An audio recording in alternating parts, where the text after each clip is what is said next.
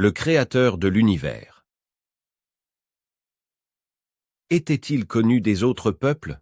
À cette question, nous soulignons qu'Élohim n'a été connu par aucun peuple au moment de la dispersion des peuples suite à la crise de Babel.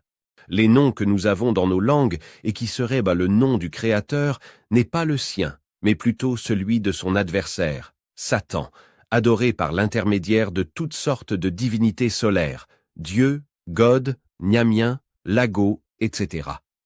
L'homme peut-il se faire des Elohim qui ne sont pas des Elohim? C'est pourquoi, voici, je leur fais connaître ma puissance et ma force, et ils sauront que mon nom est Adonai, Jérémie 16, versets 20 à 21. Notre objectif vise à amener les humains à connaître le titre et le nom du Créateur. À l'entrée du livre de Béréchit, Elohim est le titre revendiqué par le Créateur.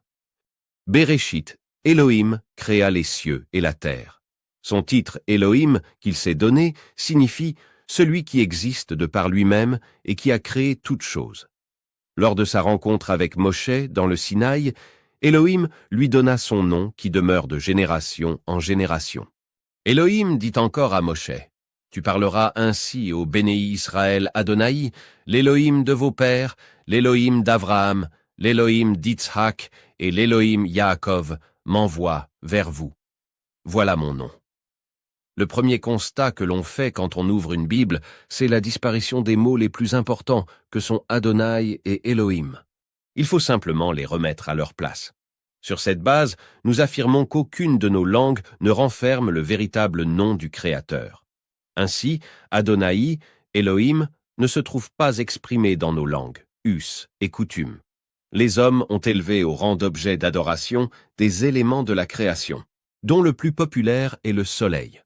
Ce soleil élevé au rang d'objet d'adoration a eu plusieurs noms selon les peuples. Ainsi, on a Aton en Égypte, Inti chez les Incas, Dei chez les Romains, Dieu chez les Français, Nyamien chez les Akans, Lago chez les Bétés, etc. Ainsi, le culte de Dieu, qui a été popularisé grâce à la colonisation, est une création purement humaine. De façon rigoureuse, c'est une création de Satan par l'intermédiaire des hommes. On se retrouve dans nos prochaines vidéos. D'ici là, shalom à tous les amoureux de la vérité.